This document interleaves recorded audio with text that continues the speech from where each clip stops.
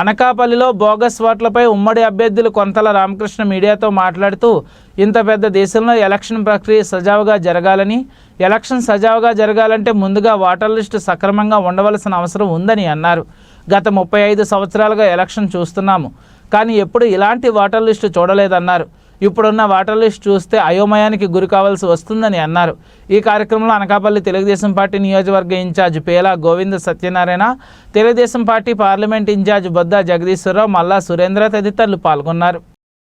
ఆ లిస్టులు వెరిఫై చేస్తే మా బూత్ లెవెల్ ఏజెంట్స్ ద్వారా వెరిఫై చేసి అవన్నీ చేస్తే ఇంకా ఇప్పటికీ అందులో చాలా లోపల కొన్ని వేల ఓట్లు ఇంకా ఉన్నాయి.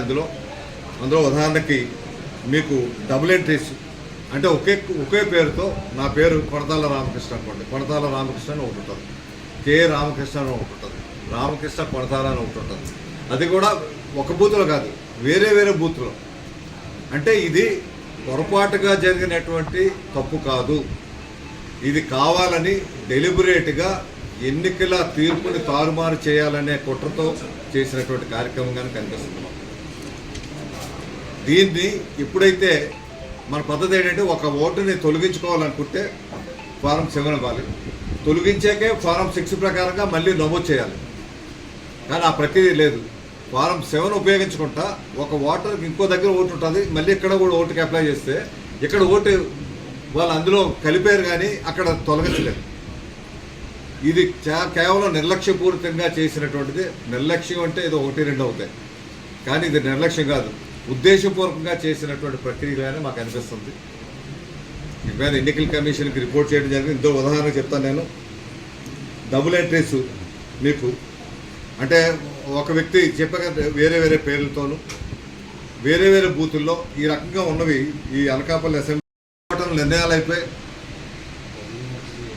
తర్వాత ఏం తీసుకున్నా సరే చనిపోయినటువంటి శవానికి పోస్ట్మార్టం చేసినట్టే. అందువల్ల మేము కోరేది ఏంటంటే ఎన్నికల కమిషన్ని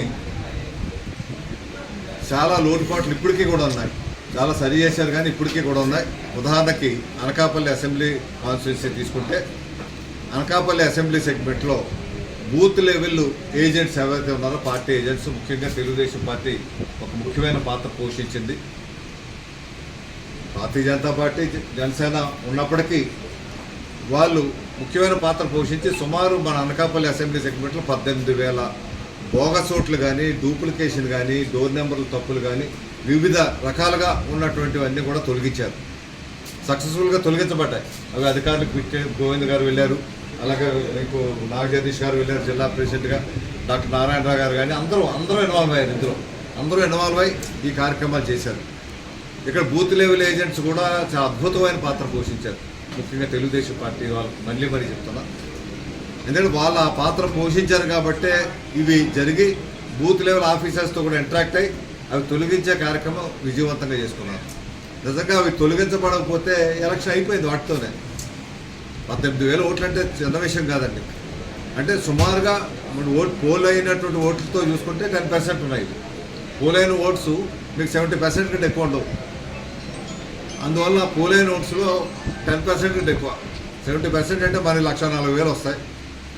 అందులో ఇక్కడ మన దగ్గర తీసినవి 14,000 అవ్వాలి. 10% అంటే ఇక్కడ తీసిన 18,000 తీశారు.